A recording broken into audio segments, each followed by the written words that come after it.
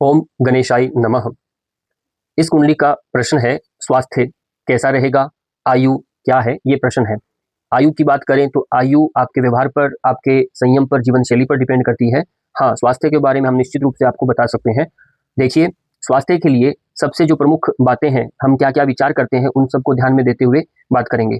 आर्द्रा नक्षत्र में इनका जन्म है, मिथुन राशि है। मिथुन राशि आप देख रहे हैं, 3 नंबर यानी मिथुन राशि में इनका जन्म है। वर्तमान में जो दशा चल रही है वो शनि की महादशा है, जो 10 जुलाई 2035 तक रहेगी, और उसमें जो अंतर्दशा है शुक्र ग्रह की, वो 1 जुलाई 2026 तक रहने वाली है।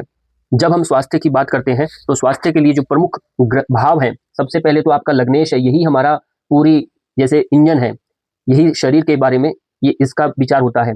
लग्नेश जितना बली होगा उसका स्वास्थ्य उतना ही मजबूत रहने वाला होता है। अब लग्नेश यानी कौन? शुक्र।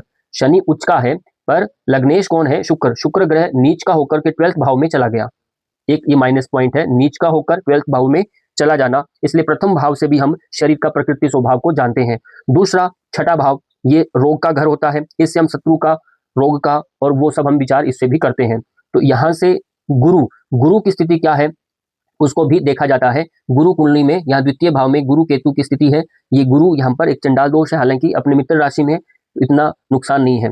चलिए, तीसरा हम बात करते हैं 8वें भाव से। 8वां भाव में राहु जो है अपने उच्च भाव में है, उच्च राशि के अंदर है। तो यहाँ से भी हम आयु कितनी है, कितना उसका दीर्घायु रहेगा, दुर्घटना होगी कि नहीं होगी, ये सब हम विचार करते हैं। पर इसी के ऊपर केतु की भी दृष्टि है, सूर्य की भी दृष्टि है, पूर्ण सप्तम दृष्टि आ रही है। तो ये बात स्पष्ट है कि यहाँ पर इनको एक गुप्तांगों से जुड़े रोग रहते हैं, वो भी एक ध्यान रखना है। अब उसका क्या करना है देखेंगे। एक आता है 12वां भाव। 12वां भाव भी हम एक स्वास्थ्य को लेकर के विचार करते हैं। तो ये हमारा अस्पताल में जाना या खर्च कितना होगा, नींद, शारीरिक वगैरह, हम इससे भी विचार करते हैं। तो ये 4 भाव स्थितियां हैं।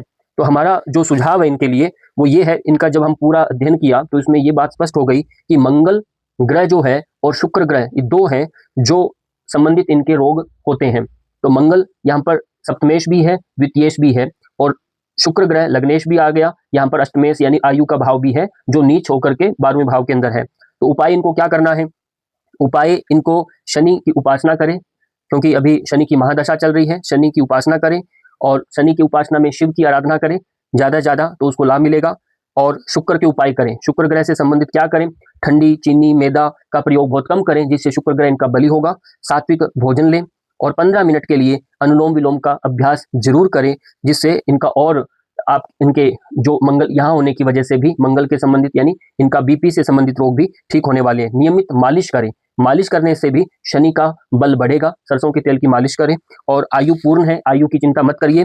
और स्वास्थ्य यहाँ कमजोर जरूर रहेगा। तो मंगल से जुड़े जो है संबंधित रोग जो हैं, वो जैसे रक्तचाप यानी बीपी की समस्या, एक ऊर्जा यानी ऊर्जा की थोड़ी कमी रहेगी, जोश थोड़ा कम रहेगा, और चोट या ऑपरेशन होना, स्वाभाविक ऑपरेशन होना। और दूसरा, शुक्र जननांग है, आपके जेंटल ऑर्गन से संबंधित प्रॉब्लम है, हार्मोन की दिक्कत है, त्वचा से जुड़े संबंधित रोग आपको ज्यादा परेशान करेंगे। तो जो उपाय मैंने बताए हैं उनका पालन करें, और आप निश्चित रूप से स्वस्थ रहेंगे, मस्त रहिए, और अपना दैनिक जीवन में अभ्यास करते रहिए। खाली मत रहिए, नहीं तो संक्रमण से जुड़े रोग ज्यादा आपको प्रभावित करेंगे। तो और भी इस तरह से किसी को भी कुंडली बनवाना है, पूछना है, तो नीचे जो नंबर दिया है इस पर आप मैसेज करके अपना बारे में भी पूछ सकते हैं। नमस्कार।